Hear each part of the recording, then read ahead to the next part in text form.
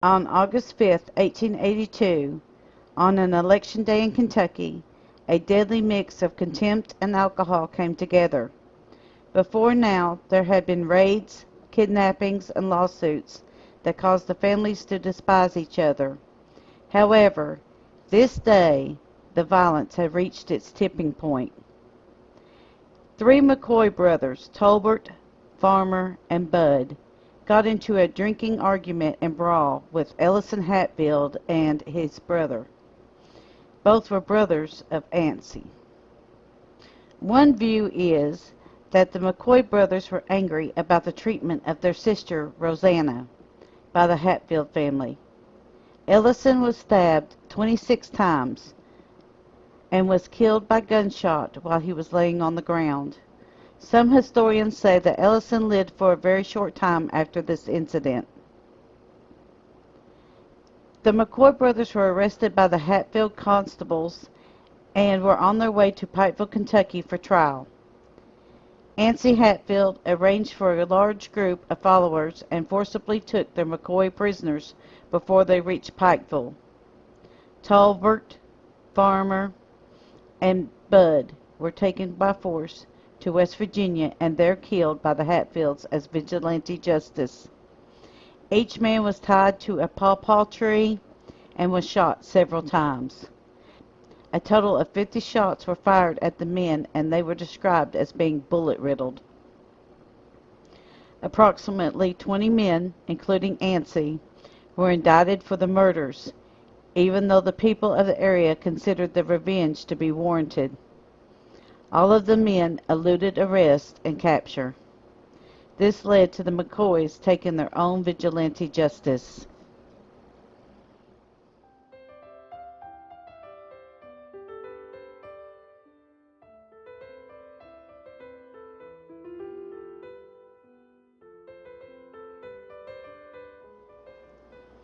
The McCoy family sought justice through Perry Cline, who was married to Martha McCoy.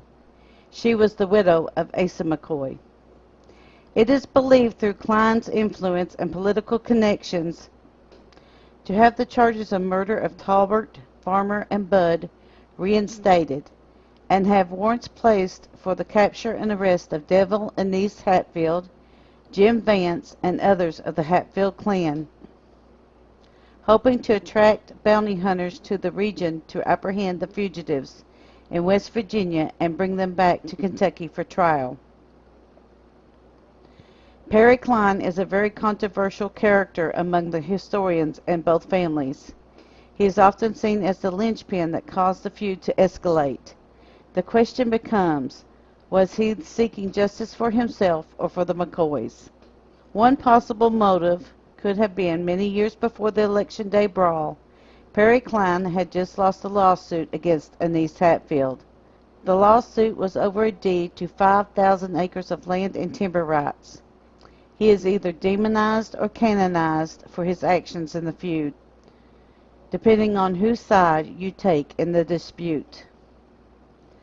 Later in life, Cline was responsible for the first African American school in Pike County, Kentucky, and being a very skilled politician became Kentucky State Representative. However, it is widely agreed that the portrayal of Perry Cline in the Kevin Costner's Hatfield and McCoy's miniseries is not accurate. There is no love interest between Roseanne McCoy and himself because Cline was married at the time.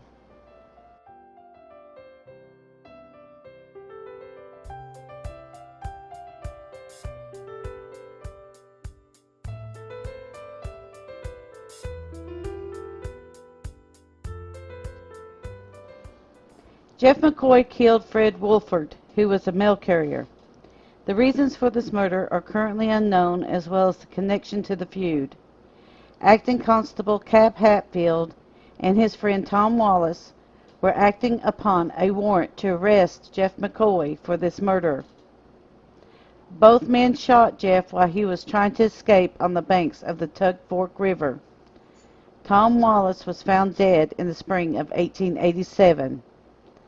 This is the end of Part 3. Part 4, we will discuss the Battle of Grapevine Creek and the New Year's Massacre.